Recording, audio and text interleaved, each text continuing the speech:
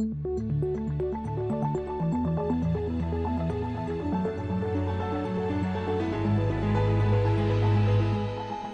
This Morning.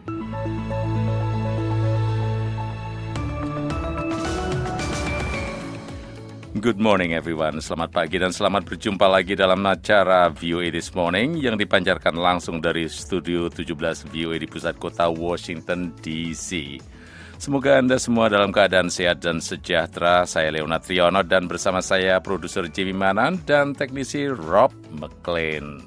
Thank you Rob for being with us today. Kami ingin saya ingin mengucapkan terima kasih kepada teman-teman di berbagai stasiun radio di Indonesia yang telah meneruskan siaran ini. Ya, terima kasih sekali lagi. Thank you all very much. Serangkaian laporan terkini dan informasi menarik telah kami siapkan untuk Anda. Di antaranya, baik Presiden Joe Biden maupun Presiden terpilih Donald Trump berikan reaksi atas runtuhnya rezim Bashar al-Assad. At long last, the Assad regime has fallen. This regime brutalized and tortured and killed. Akhirnya rezim Assad jatuh. Rezim ini melakukan tindakan brutal, menyiksa dan membunuh ratusan ribu warga Suriah yang tidak bersalah. Pengamat katakan PPN 12% untuk barang mewah tidak berdampak signifikan terhadap penerimaan negara.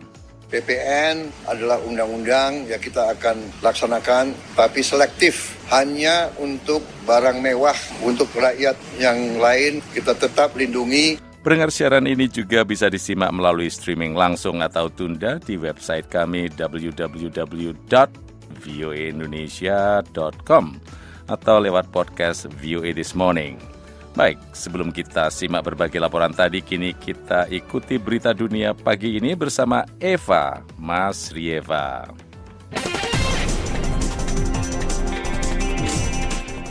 Selamat pagi pendengar, para pemberontak Suriah mengatakan pemimpin Abu Muhammad al-Golani pada hari Senin untuk pertama kalinya bertemu dengan Muhammad Ghazi Jalali, Perdana Menteri yang akan segera meletakkan jabatan setelah serangan kilat yang menggulingkan Presiden Bashar al-Assad.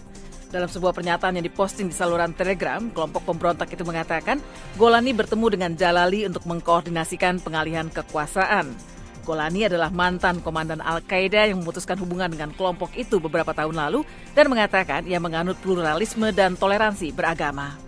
هو في الشباب عندهم صار خبرة كثير عالية يعني بدأوا العمل من لا شيء صاحب منطقة إدلب صغيرة وكذا بدون موارد بس يعني الحمد لله أحسن نعمل فيها شيء. Saat kami menyampaikan laporan ini, Dewan Keamanan PBB sedang melakukan pembicaraan tertutup mengenai situasi di Suriah.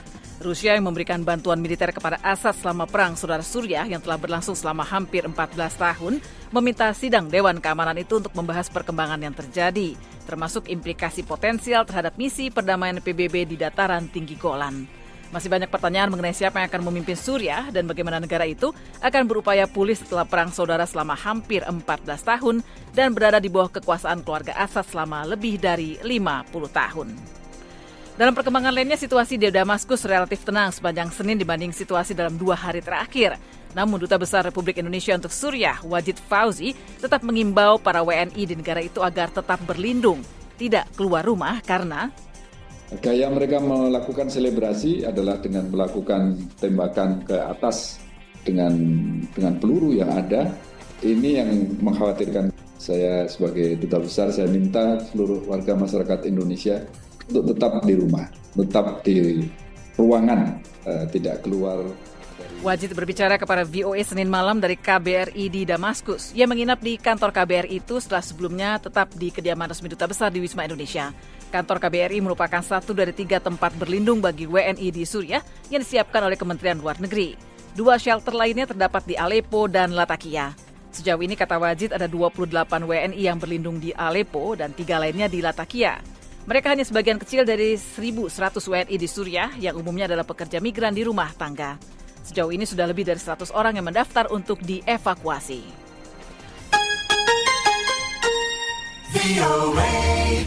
Daniel Penny, seorang veteran marinir yang mencekik seorang penumpang kereta api bawah tanah yang menimbulkan kegelisahan penumpang lain di dalam gerbong, pada Senin ini telah dibebaskan. Sidang pengadilannya menjadi cara baru untuk melihat urgensi keselamatan publik, keberanian dan juga tindakan main hakim sendiri yang memicu perbedaan pandangan tajam di publik Amerika. Juri pengadilan Manhattan membebaskan Daniel Penny dari tuduhan pembunuhan karena kelalaian dalam kematian Jordan Neely pada tahun 2023. Tuduhan pembunuhan yang lebih serius telah dibatalkan minggu lalu karena juri menemui jalan buntu. Penny yang tidak banyak menunjukkan ekspresi selama persidangan sempat tersenyum saat putusan dibacakan. Namun ayah dan 2 pendukung Neely diminta keluar dari ruang sidang setelah terdengar menyampaikan reaksi. Di luar ruang sidang, ayah Neely mengatakan, I just want to say, I miss my son. My son didn't have to go through this. I didn't have to go through this either. It hurts. Really, really hurts. Ayah Neely, Andre Zakeri mengatakan ini sangat menyedihkan. Saya sudah muak dengan semua ini dan sistem ini sudah dicurangi. Kasus ini memperkuat fenomena yang memecah belah di Amerika, diantaranya dalam hal ras, politik, kejahatan, kehidupan perkotaan, penyakit mental, dan tunawisma. Neely berkulit hitam, sementara Penny yang memetiknya adalah berkulit putih. Sepanjang sidang pengadilan kasus ini kerap terjadi demonstrasi antar 2 kelompok yang membela dan mempersalahkan Penny. Daniel Penny yang berusia 26 tahun bertugas selama 4 tahun di marinir dan melanjutkan studi arsitektur. Sementara Jordan Neely yang berusia 30 tahun adalah seorang pengamen di kereta api bawah tanah dengan kehidupan yang tragis, di mana ibu kandungnya menjadi korban pembunuhan dan mayatnya dimasukkan ke dalam koper. Neely dipiting oleh Penny pada 1 Mei 2023 karena ia membuat kegaduhan di dalam gerbong kereta api. Pendengar, TikTok pada Senin meminta pengadilan banding federal untuk melarang pemerintahan Biden memberlakukan undang-undang yang dapat melarang penggunaan platform media sosial itu hingga Mahkamah Agung meninjau kembali gugatan TikTok terhadap undang-undang itu. Pengajuan hukum tersebut dilakukan setelah panel 3 hakim di pengadilan yang sama minggu lalu berpihak pada pemerintah dan memutuskan bahwa undang-undang yang mengharuskan TikTok melepaskan diri dari perusahaan induknya di Tiongkok atau menghadapi larangan secepatnya bulan depan adalah konstitusional. Jika undang-undang itu tidak dibatalkan, maka TikTok maupun perusahaan induknya ByteDance yang juga menjadi penggugat dalam kasus itu akan ditutup pada 19 Januari 2025.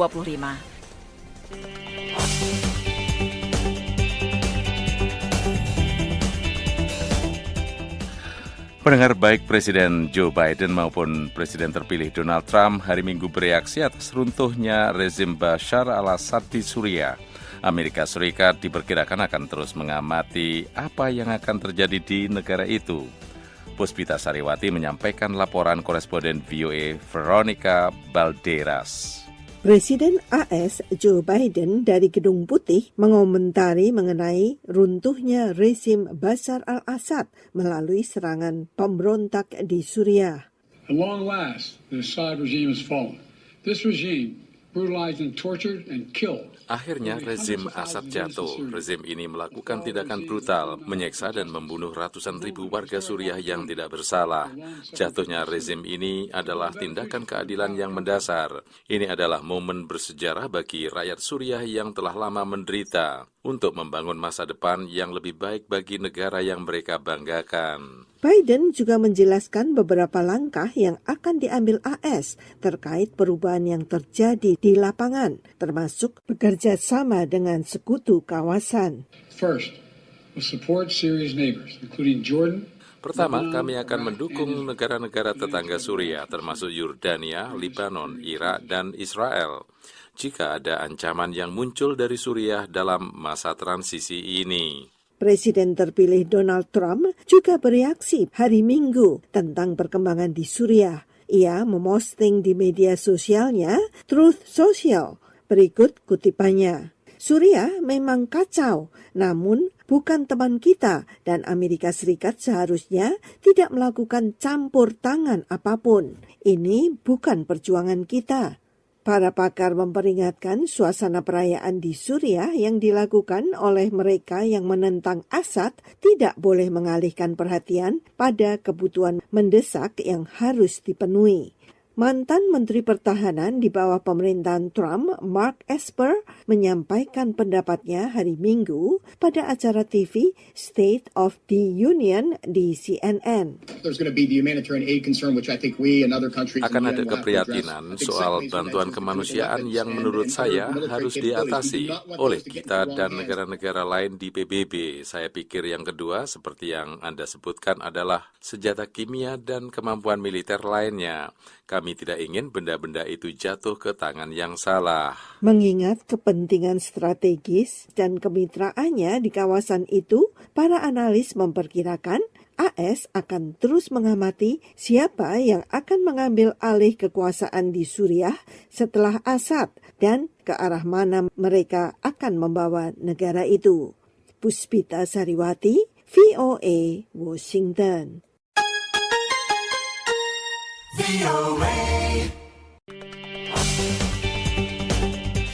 Pendengar, rakyat Suriah pada Senin pagi terbangun dari tidur mereka dengan penuh harapan, namun tidak pasti akan masa depan mereka. Mereka turun ke jalan-jalan dan bersukacita setelah pemberontak berhasil merebut ibu kota Damaskus dan Presiden Bashar al-Assad melarikan diri ke Rusia. Arif Budiman menyampaikan laporan berikut. Setelah 13 tahun dilanda perang saudara dan lebih dari 50 tahun di bawah pemerintahan brutal keluarga Assad, Suriah kini menawarkan harapan baru bagi banyak warganya. Warga Suriah di Damaskus, Mahmud Haijar, termasuk satu di antara mereka. Hari ini kegembiraan adalah milik kami. Kami telah menantikan hari ini selama 50 tahun. Selama ini semua orang dibungkam dan tidak dapat bersuara karena tirani ini. Hari ini kami berterima kasih dan memohon kepada Tuhan untuk memberi pahala kepada semua orang yang berkontribusi pada hari ini. Warga lainnya, Khaldun Dayan, mengatakan dia mengharapkan hari-hari yang lebih baik di era baru ini. Dayan termasuk satu dari ratusan orang yang turun ke jalan-jalan di Damaskus merayakan kejatuhan Assad. Insya Allah kita akan melihat era baru, era yang baik, dari lebih baik ke lebih baik dengan situasi baru ini. Kami berharap faksi-faksi di Damaskus dapat mengendalikan situasi lebih baik dari sebelumnya agar situasi berjalan normal dan kembali seperti dulu. Sebagian besar dari mereka yang turun ke jalan-jalan di Damaskus adalah pemberontak dan banyak mobil yang memiliki plat nomor dari Idlib, Provinsi Barat Laut, tempat para pemberontak melancarkan serangan kilat mereka 12 hari yang lalu. Kemajuan pesat aliansi milisi yang dipelopori oleh Hayat Tahrir al-Syam atau HTS, bekas afiliasi Al-Qaeda, merupakan titik balik di Timur Tengah. Keberhasilan mereka ini mengakhiri perang yang menewaskan ratusan ribu orang, menyebabkan salah satu krisis pengungsi terbesar di zaman modern, mengakibatkan kota-kota dibom hingga menjadi puing-puing, dan perekonomian terpuruk akibat sanksi-sanksi global. Kejatuhan Assad pada akhirnya juga membuat jutaan pengungsi bisa pulang dari kamp-kamp di Turki, Lebanon, dan Yordania. Sejumlah pengamat mengatakan jatuhnya Assad melenyapkan salah satu benteng utama tempat Iran dan Rusia memegang kekuasaan di kawasan itu. Turki, yang sudah lama bersekutu dengan musuh-musuh Assad, kini semakin kuat, sementara Israel memuji hal itu sebagai akibat dari pukulan mereka terhadap sekutu-sekutu Assad yang didukung Iran. Para pengamat juga mengatakan dunia Arab kini menghadapi tantangan untuk mengintegrasikan kembali salah satu negara di bagian tengah Timur Tengah itu, sekaligus membendung militan Islam Sunni yang tidak hanya mendukung pemberontak anti-Assad, namun juga telah berkembang menjadi kelompok sektarian penuh kekerasan. Arif Budiman, VOA Washington.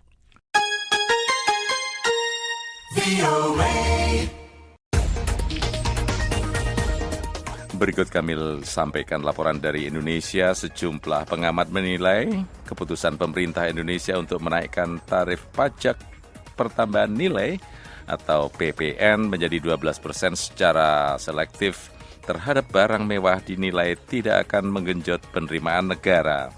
Reporter VOA Gita Intan melaporkan dari Jakarta.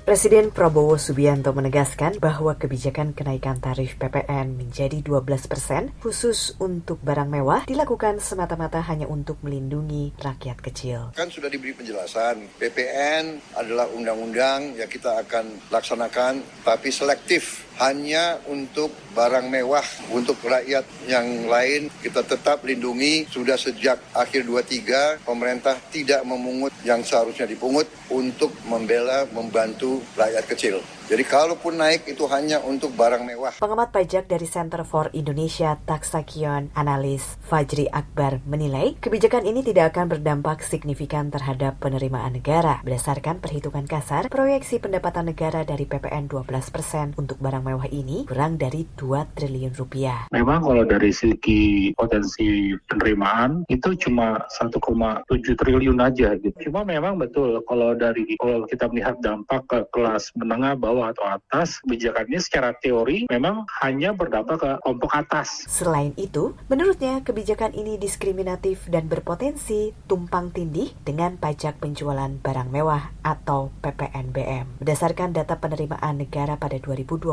lalu, jelasnya setoran PPNBM paling banyak berasal dari kendaraan bermotor di bawah 3.000 cc yang dikenakan layer tarif sekitar 15%. Ia mengatakan PPNBM yang didapat tidak cukup berarti dalam meningkatkan pemasukan negara. Maka dari itu, Fajri menyarankan pemerintah untuk membatalkan kebijakan tersebut. Dalam wawancara terpisah, Direktur Riset Bright Institute, Muhammad Andri Perdana menilai, kebijakan ini muncul karena pemerintah terdesak untuk mencari berbagai sumber pendapatan agar program-program pemerintah di tahun depan, terutama program makan bergizi gratis, dapat berjalan dengan baik. Berbeda dengan Fajri, Andri menilai orang kaya tidak akan merasa terlalu berdampak oleh kenaikan PPN tersebut karena tidak sebanding dengan pendapatan mereka yang sangat tinggi. Memang secara prinsipnya PPN ini adalah regresif ya. Dia lebih banyak secara relatif itu lebih berat terhadap mereka yang pendapatannya pas-pasan dibandingkan dengan kelas masyarakat yang pendapatannya jauh lebih tinggi. Karena kalau kita bandingkan misalnya mereka yang pendapatannya ratusan juta tapi konsumsinya kan tidak sampai ratusan juta. Sehingga kalau kita bandingkan secara relatif bagi orang